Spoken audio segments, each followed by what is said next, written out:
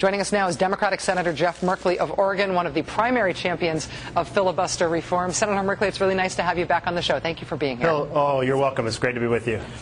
Both you and Senator Tom Udall of New Mexico, who you've worked with on this, have made appearances on this show recently. And the last we heard, the plan was to bring up filibuster reform on the first day of the new Congress, when you'd be able to fix it with a simple majority vote. What happened to that plan?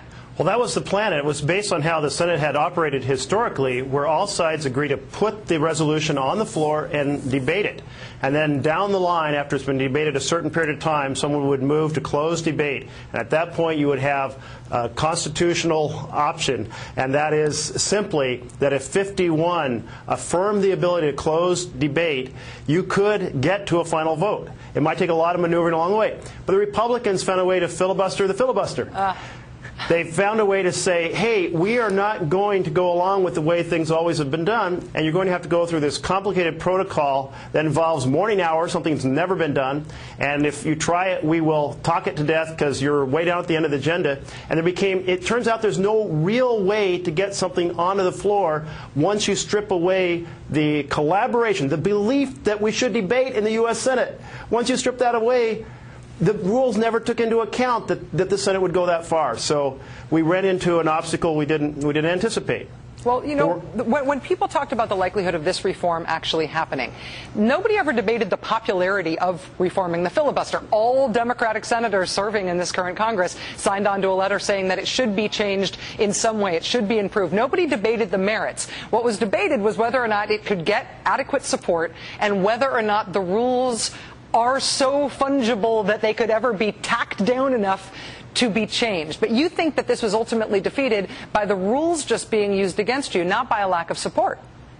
Well, certainly we never got to that point where people had to show all their cards about using 51 under the constitutional option. And there was some concern about us exercising that door and thereby giving the Republicans additional encouragement to use that pathway 2 years from now or 4 years from now.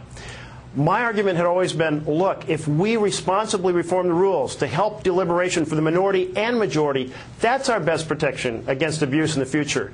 But we never knew how many votes we would have because we never got to that point. On the substance, as you say, I think we had very strong support. On the constitutional pathway, we wouldn't have known until we got there. What are you going to do next? I know that you're committed to these reforms because you're committed to the Senate as an institution. I know that you think this would not be something that would lend partisan advantage to either side, but you think this would be the right thing for the legislative branch. I know we've talked about this before. How are you going to keep pursuing this?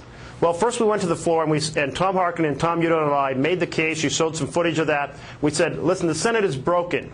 So let's work together to fix it. And we did unanimous consent amendments to try to get things onto the floor to get past that logjam that I was referring to the Republicans have put in place. Well, at least the Republicans are now on record that they turned that down. Then tomorrow, we will have a debate on several rule changes. We will have votes. And unfortunately, it's under these very high totals that make it virtually impossible to make change happen.